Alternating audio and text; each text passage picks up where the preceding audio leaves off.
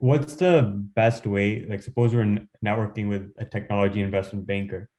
What's the like? I guess you probably got to stay up to date with all like the current news and everything that's going on in the industry. Like when you're talking to them, you probably want to be well versed. Is that correct?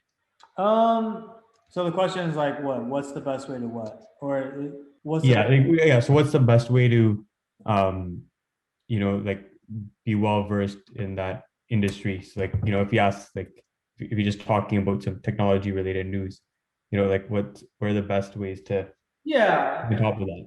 So um, there's like probably the last third of the behavioral questionnaire is like what we call market related questions, and so there's like questions on talking about specific industry trend, talking about a certain deal that's happened in the space, talking about or like pitching a stock, um, all those market related questions. Like at the easiest level, they can just ask the question without like designating like what industry the deal or the stock you pitch or the trend that you pick has to be from.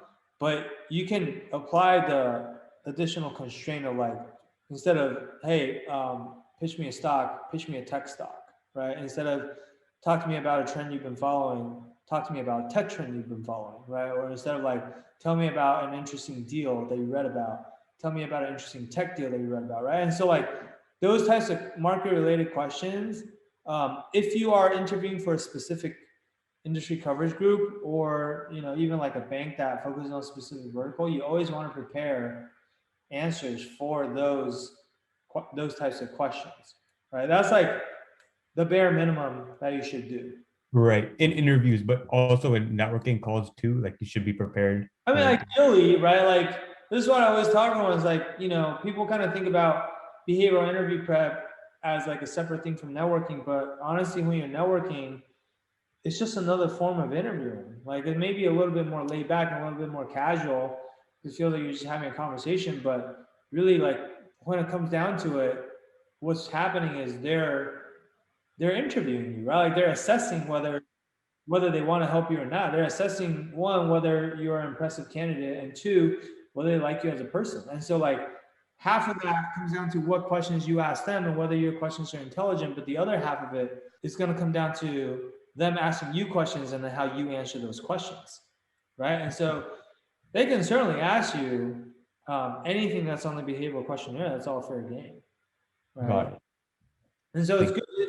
I'm not saying that you need to have your behavioral questionnaire fully vetted before you can start networking. Because someone else asked me that question today. It's like, oh, do I need to, be done with the entire behavioral module and whatever before I can start networking? It's like, no, especially like if you're a sophomore right now and someone in 2023 is already started, like you gotta be networking like ASAP, right? But at a minimum, you probably want to have your guarantee questions is what we call it, like tell me about yourself, or like the elevator pitch that Henry was asking about earlier. Why investment banking and why our bank? Like those three questions, you probably at least want to be well versed in those. And then like everything else, you just like obviously get it done as quickly as you can, but you can parallel process that as you continue to network, right?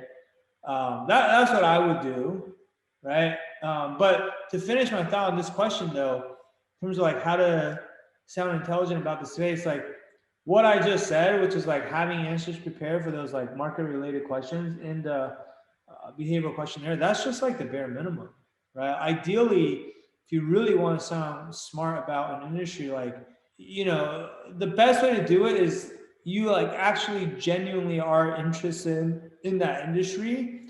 So you already read about it all the time anyway.